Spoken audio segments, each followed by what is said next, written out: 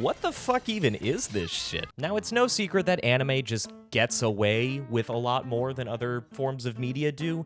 I'm not talking about the unique character designs or the crazy over-the-top action sequences or the creative magical worlds that all these take place in.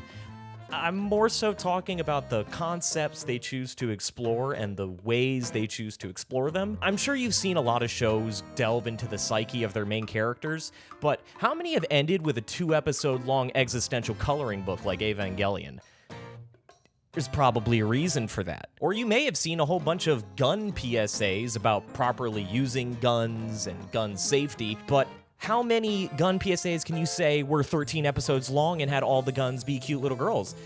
Just a pote? I think I'm the only one who's seen this, but I hope that my point is starting to set in. There's been a lot of crazy concepts for anime, and there's been a lot of even crazier plot lines in said anime. Sometimes you're watching a cool ninja show, and then they take like a 5-episode break to have a big race in the land of tea, and no one fucking says anything about it, because that's just anime. You die and you go to another world and get reborn as a vending machine? That's just anime. But as much fun as it is to clown on anime for being weird and experimental, it's kind of that weird experimental side of anime that allows it to tell such cool, compelling, interesting, and impactful stories. And that's what we're going to be talking about today. But first, we're going to have to take a trip back to 2006. Not for this, for a different thing. The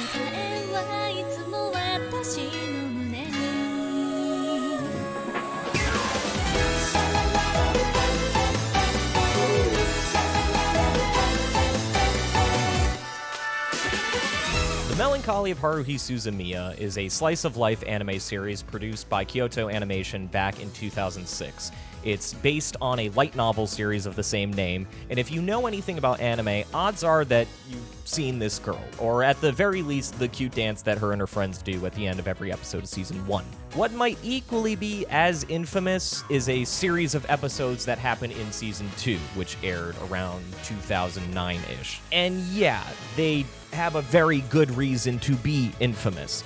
But before we can even get to that, for those of you who have no fucking clue what this right here is, let me just set some groundwork and just explain to you who our main characters are, who the main players in this story will be. First, we have Haruhi Suzumiya herself. She is God, kind of. She doesn't exactly control it, but her wants and desires and feelings have a dramatic effect on the universe around them, causing the gang to get dragged into all sorts of crazy situations. She's also a chunibyo, which if you don't know what that means, it's what all of those anime kids back in high school used to act like.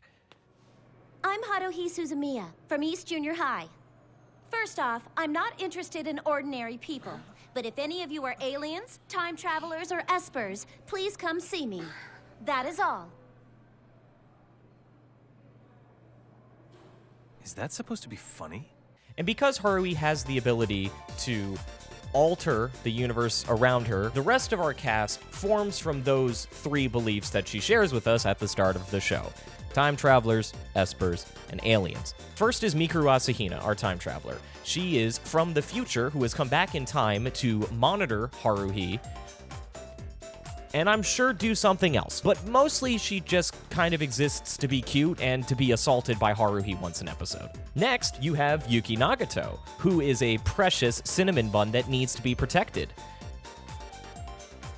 And also kind of a calculator from space? I have been created by the data integration thought entity that supervises this galaxy. I am a humanoid interface designed to make contact with organic life forms like you. Do you understand? Huh? To use a common term that is applicable to this situation, I believe I would be classified as an alien. She's a part of a big collective of alien computers that surpass space and time, so really, she just kind of works as a metaphorical, reality-altering magic eraser. And last, you have Itsuki Koizumi. He is a psychic that fights ghosts. I think. So in a way, he is literally a magic eraser. The rest of the cast is brought into being maybe by Haruhi Suzumiya's desire to live in a world that has time travelers and aliens and psychics, and the whole universe reworks itself to make that happen. But not Kyon. Kyon's our straight man. He's our average Joe. This loser is a surrogate for that loser right there. So the structure of the show is that as all these sorts of crazy things are happening around Haruhi Suzumiya, the rest of the cast are trying to prevent her from finding out about them while also controlling some of the more mystical damage she's causing. For example, there is an arc where the team is filming a movie, and in order to make it look as good as possible, Haruhi begins to wish that they had more realistic special effects. And so Mikuru Asahina almost blows Kyon's brains out during a shot. But none of that matters. All you need to know is that Haruhi can alter reality even though she doesn't know she's doing it. Mikuru is from the future. Itsuki is a magician or something. Yuki Nagato is the best, and Kyon is a loser. So with that incredibly shaky groundwork laid out, let's get into the whole topic of this video today, the Endless Eight.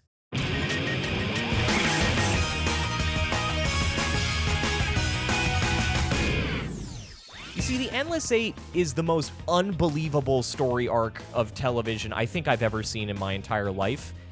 I don't necessarily mean that in a good way, but I don't mean it in a bad way either. It just defies all belief. From a story, production, and release standpoint, Endless Eight floored me in such a way that while I think the melancholy of Haruhi Suzumiya as a whole is okay at best, I don't think I'm ever gonna forget this arc for as long as I live. It's hard to describe without fully diving in, and I don't want to just repeat myself. So, this is Endless Eight. August 17th. It's a normal day at the height of summer vacation. Our main character, Kyon, is watching a baseball game that he has absolutely no interest in when he receives a phone call from Haruhi Suzumiya. Hey, you're free, right? Good, then meet us at 2 o'clock in front of the station. But I... And just like that, she hangs up. How does she know I'm not doing anything today? I mean, I could be. What? I forgot to tell you something. Bring your swim trunks and your bike, too. Oh, and money. Bring money. That's it. Over and out. No. And then the opening plays.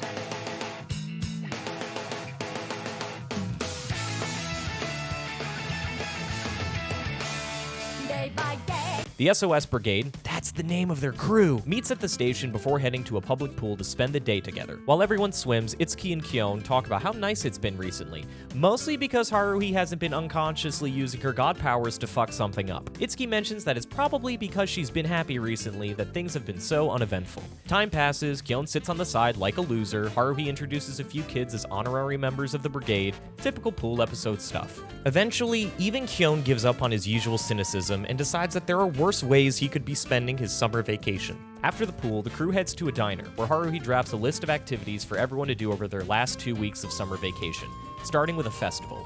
Itsuki says he'll look around, and the SOS Brigade breaks for the night. I know what you're thinking, we're spending a lot of time going through the little details here, but trust me, it'll make a lot of sense in a little bit. August 18th. Haruhi calls Kyon again to tell him that Itsuki found a Bond festival happening that night, and the group heads to the mall to buy yukata for the girls.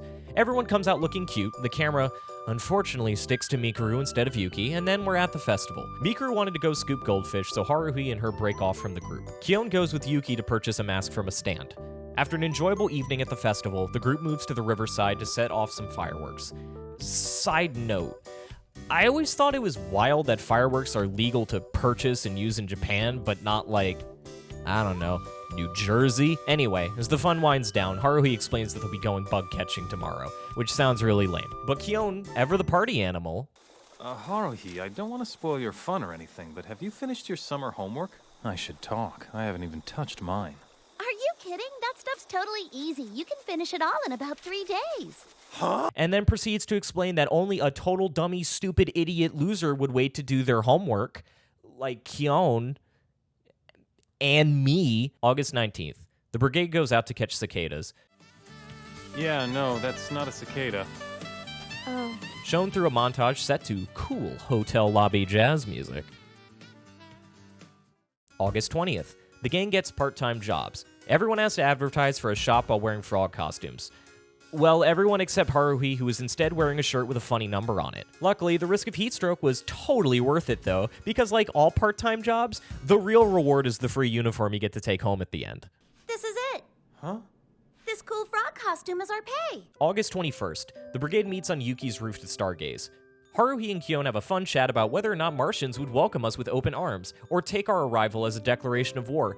A debate that has only become more one-sided since 2009 when this aired. August 22nd. The group visits a batting cage, where Haruhi does an exceptionally good job, because that's just the way the universe works. Haruhi has to be good at everything. She sure is something. Where does she get her energy from? I bet she's got special mitochondria packed in her cells. More than the average person, anyway. If only she'd use her gifts for good. From August 23rd to the 29th, nothing major really happens. A fireworks show, a test of courage, a trip to the movies, they skip over a beach episode, go bowling, and finish off with karaoke. Sure, there were a couple of non-summertime things that slipped in, but looking back, I can honestly say we had the time of our lives. The past 2 weeks were a blast. August 30th, 2 days before the end of summer vacation. The SOS Brigade once again meet up at the diner. With nothing to do on their last day, Haruhi asks everyone if there's anything else they want to do with their vacation. No, not really. I think we've done enough. I think I'd like to sleep for a while. How about you? Oh. Oh well. Haruhi concludes that they probably did enough over summer vacation. She had set aside the final day in case they did something, but everyone was free to spend it however they wanted. Haruhi Suzumiya leaves the diner. August 31st. Kyon spends the entire day not doing his homework, before eventually deciding that whatever happens, it's a problem for tomorrow Kyon to solve.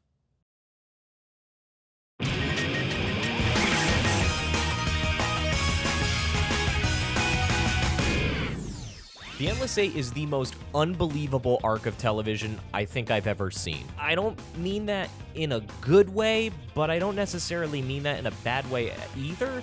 It just defies all belief. From a story, production, and release perspective, Endless Eight floored me in such a way that while I just think the melancholy of Haruhi Suzumiya as a series is just kind of okay, I don't think I'm ever going to forget this arc. It's hard to describe without fully diving in, and I don't want to just repeat myself, so this is Endless Eight.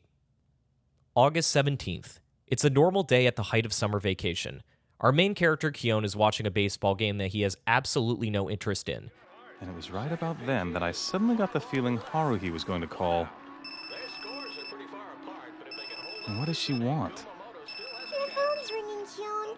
I know. Hey, you're free, right? Good. Meet us at 2 o'clock in front of the station. Don't be late. I didn't even have a chance to say anything. What? I forgot to tell you to bring your swim trunks and some money, too. Oh, wait, and your bike. Definitely bring your bike. That's it. Over and out. No. That was weird. It was like I knew what Haruhi was going to say before she said it. Yeah, no. Actually, it felt like we had the exact same conversation before. Like deja vu or something. And then the opening plays.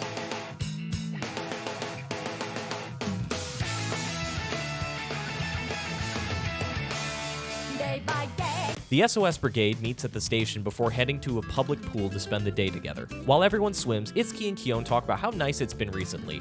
Mostly because Haruhi hasn't been unconsciously using her god powers to fuck something up. Itsuki starts to mention that it's probably because she's been so happy recently, but stops mid-sentence. Something wrong? No, it's just my imagination. With everything that's happened since we met, you could say I've become slightly paranoid. Time passes and everyone takes a break from their fun to have lunch.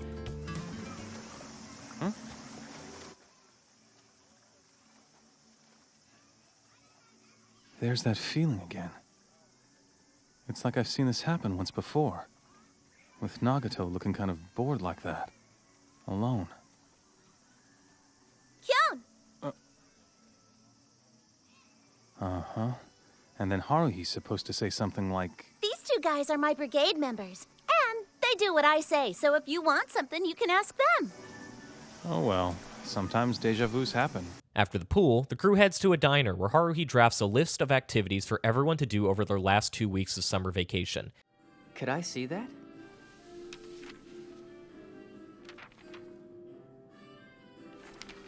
Thank you. We'll start the list tomorrow. Does anyone know if there's a Bond Festival happening close by, or a fireworks show? I can check and see if there's anything.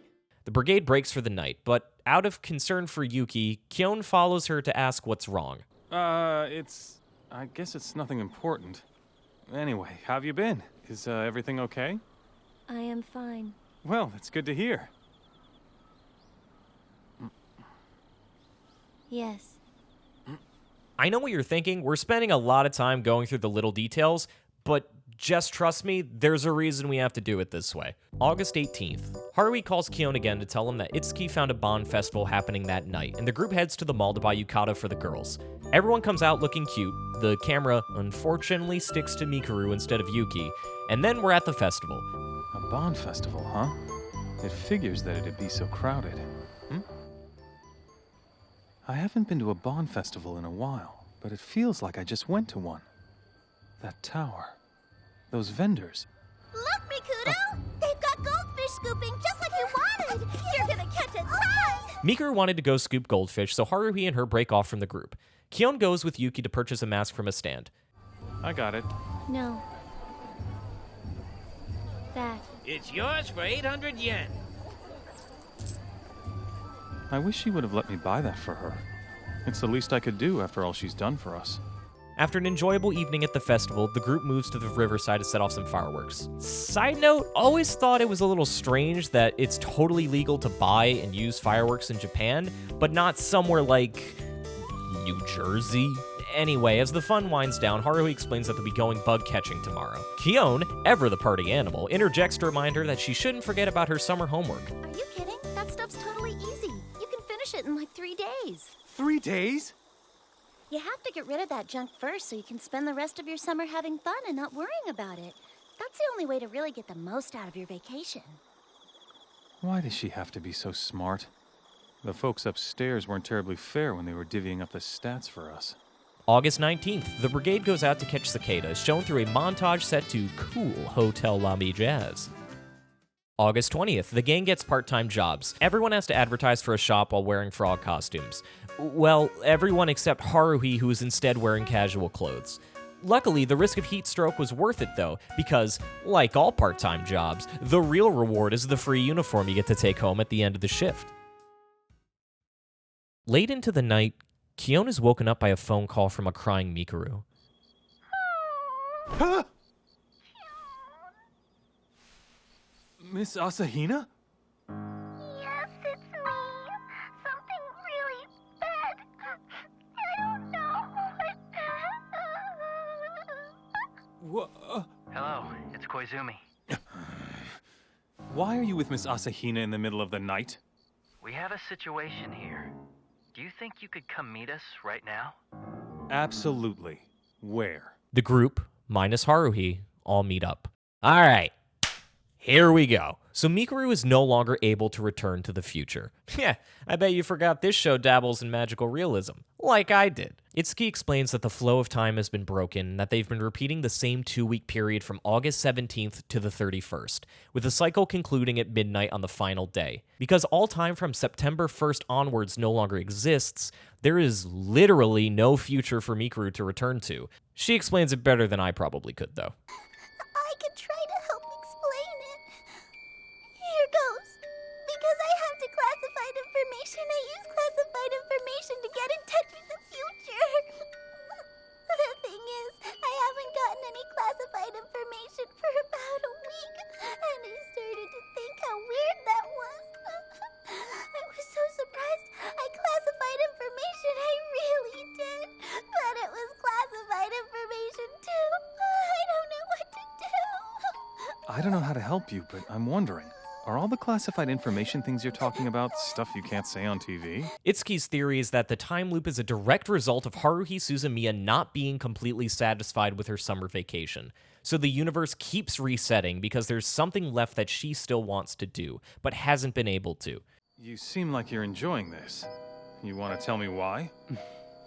Please don't take it the wrong way. But this explains the feelings of deja vu I've had, and the ones you've been having as well.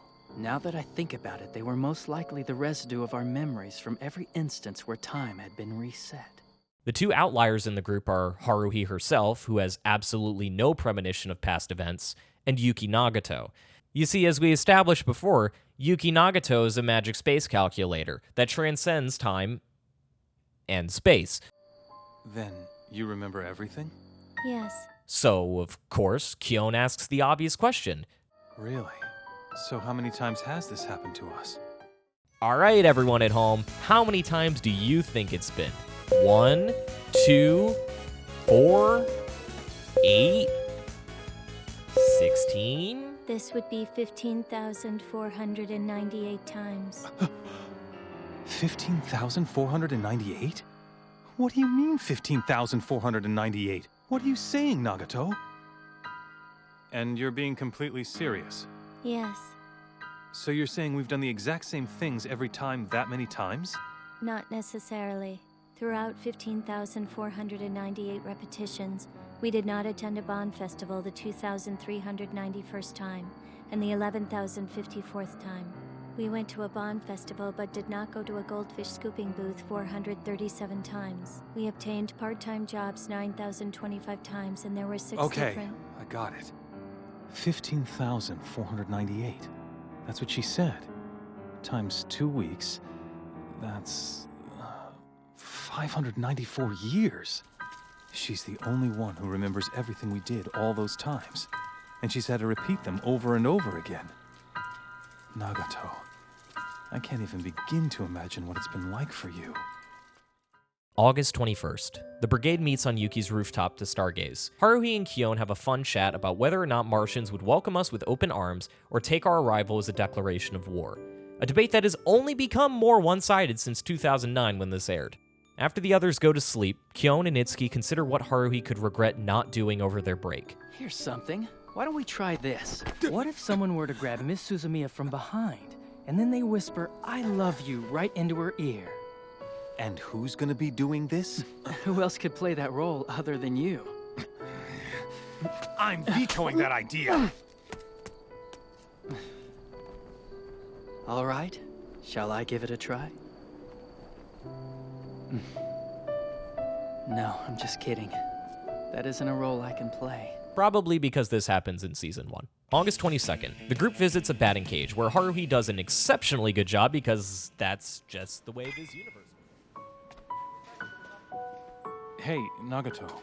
You knew about this time loop we're in way before Miss Asahina figured it out, didn't you? Yes. So how come you didn't say anything about it? My function is to observe.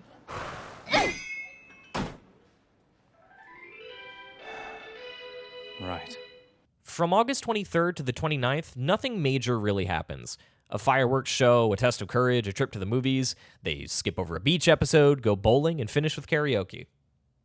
August 30th, 2 days before the end of summer vacation, the SOS Brigade once again meet up at the diner. With nothing to do on their last day, Haruhi asks everyone if there's anything else they want to do with their vacation. No one responds, and slightly dejected, Haruhi concludes that they probably did enough over summer vacation. Not by a long shot. You're still not satisfied. Okay, we're done for today. I set tomorrow aside just in case, but you can take the day off, I guess. I'll see you guys at the club room on Monday. No, wait! Haruhi! There's that feeling again. It's strong. Stronger than all the others. I can't let Haruhi leave. If I let her walk out that door, we'll end up reliving the past 2 weeks again and again for 1,000 more times. But what should I do? What should I say? There must have been a clue in something Haruhi said. But what was it? What's she been saying all this time? I don't know. I can't remember. August 31st. Kyon spends the entire day not doing his homework, before eventually deciding that, Whatever happens next, whether tomorrow comes or not, a different version of me will have to deal with it.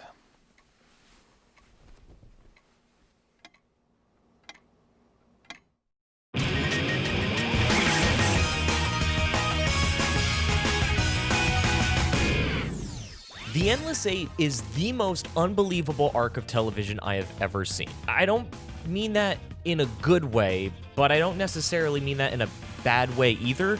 I just mean that it completely defies belief. From a story, production, and release standpoint, The Endless Eight floored me in such a way that while I think The Melancholy of Haruhi Suzumiya as a series is just okay, I don't think I'm ever gonna forget this story arc for as long as I live. It's hard to describe without fully diving in, and I don't want to just repeat myself, so this is Endless Eight, August 17th. It's a normal day at the height of summer vacation. Our main character, Kyon, is watching a baseball game that he has absolutely no interest in. Day by day. Has it sunk in yet? 8 straight episodes of the same thing, over and over and over again.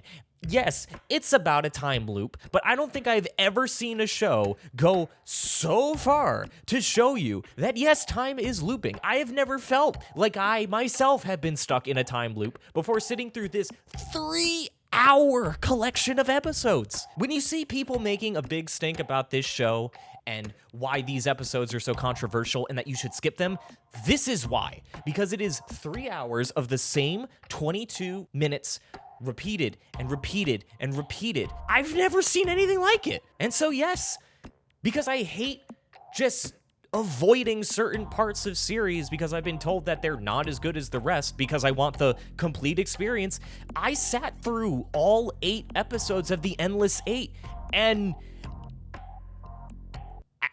I kind of love them. I kind of love them. So like I said, The Endless Eight is baffling from so many different perspectives, so let's just hit them one by one. From a story perspective, yes, it shows you a time loop. While yes, we're not getting all 15,532 cycles, I don't even think I could defend that. What we are getting is a more reasonable way to sympathize with one of my favorite characters in the entire show, who is Yuki Nagato. Through all of these cycles, she is the only character that is maintaining her memories, and while on the outside she looks like an emotionless husk, as the series goes on, you start to see that Yuki Nagato is just as capable of feeling emotions as the rest of the cast. And more so, I think that this arc really cements some of her motivation in what happens in the movie, The Disappearance of Haruhi Suzumiya, which we're not spoiling today because there's no reason to. But Max, you must be thinking, it really is the same 8 episodes. That seems really lazy. Like, they're just reusing the same shots and voice acting and all of this stuff for 8 episodes straight out of what is only like a 13 episode season? Well, that's where The Endless Eight gets really fucking wild and bonkers, is that it doesn't reuse any animation, or voice acting, or even shot composition, or delivery, or anything. If you were to line up all 8 episodes, like I've done here, which I really didn't have to nor should have done, then you see that every episode is completely reanimated. Characters are giving different line deliveries for every line. There are some episodes where certain events happen, and some episodes where certain events don't happen.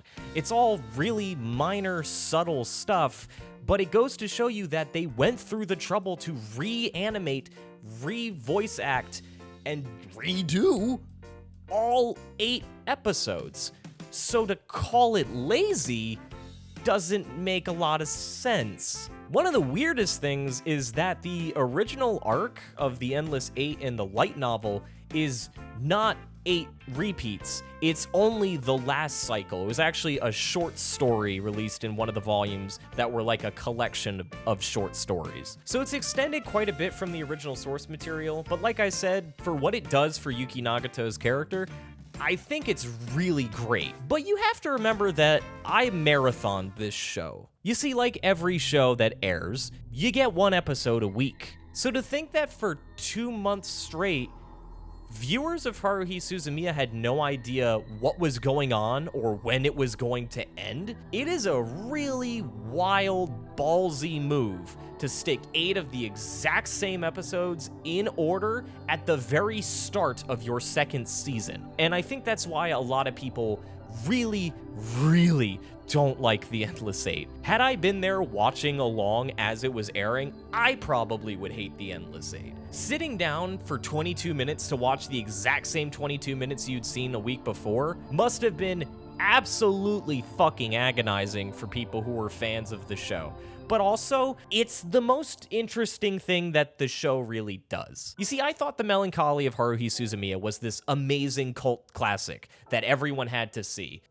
But then I found out that people really do just kind of only like it for this fun dance. The show sets up a lot of really interesting situations, but they're all kind of undermined by the fact that the main character, Haruhi Suzumiya, is really not all that likable. And while this horrible 595-year-long incident that happens to my favorite character is a direct result of Haruhi Suzumiya, it's actually my favorite arc for her character as well. Haruhi is a lot more laid back during this arc. She's more willing to listen to others. She's kind of more like a normal human being. So the universe resetting isn't really her fault. And for once, I don't really want to blame Haruhi either, because she's just being a happy, normal girl trying to celebrate her summer vacation. But there's one thing we haven't talked about yet, and that is, of course, how do they get out of the time loop? Well, my favorite part about the Endless Eight is how at a certain point it becomes a puzzle. You are trying to figure out the solution alongside Kyon, and while his memories are reset after every cycle, yours obviously aren't, unless you have short-term memory loss, in which case this is still probably a really good arc for you. So you watch the episode, you see the events from beginning to end, you start to latch on to every single line of dialogue. While the delivery changes, most of the time the exact lines themselves stay the same, and I think that's crucial to finding out how everyone gets out of the time loop. And already, astute viewer at home, you have probably figured out the solution yourself. It's brought up multiple times. It only comes up after they realize they're in the time loop. Clearly, Kyon has to kiss Haruhi, or at the very least profess his love. In fact, the conversation between Itsuki and Kyon on the rooftop is one of the only conversations that have minor changes throughout all of the cycles. So clearly, obviously, before Haruhi leaves the diner, Kyon has to make some kind of proclamation, maybe invite her out on a date on the last day of summer vacation, and bing bang boom, they're out of the time loop.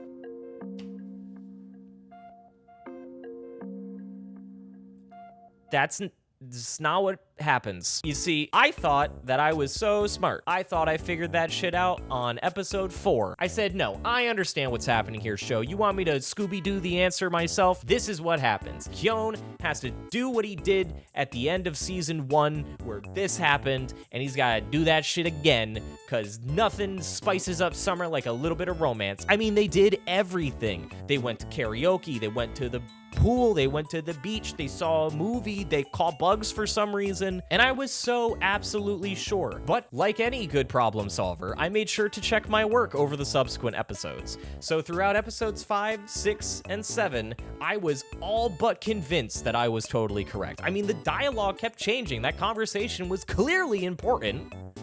But I wouldn't be talking myself up this much if I was right, right? So how do they get out of the time loop?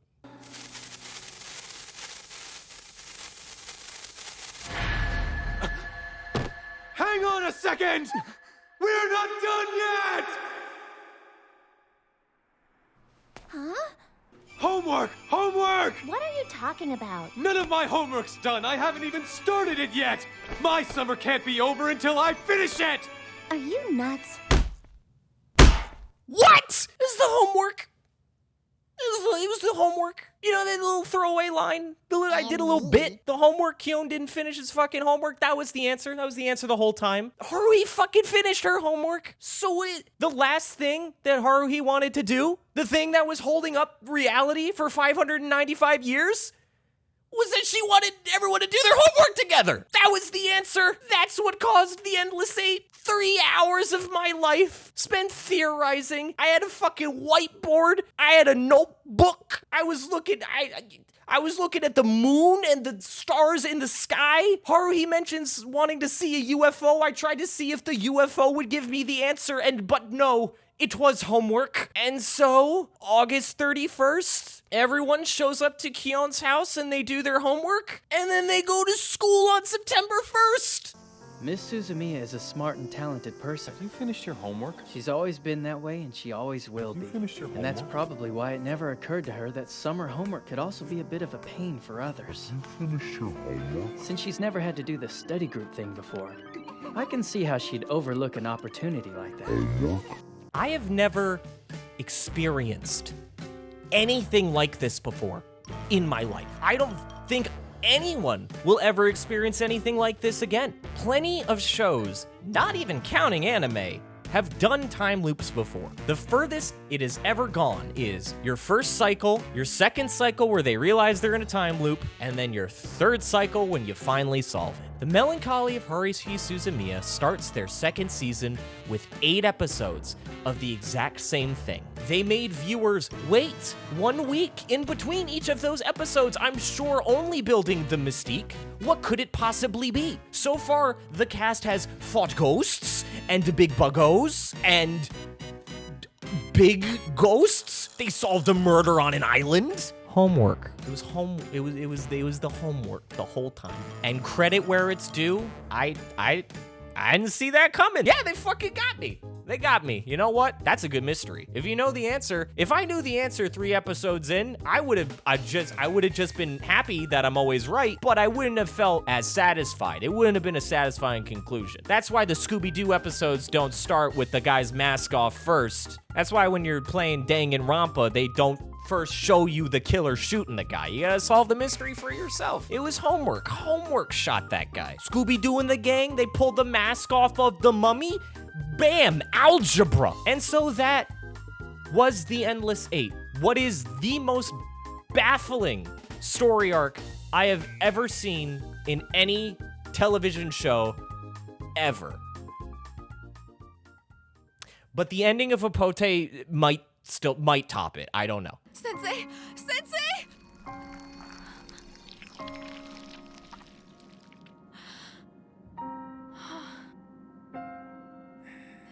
Thank God. Thank God we're guns. Huh?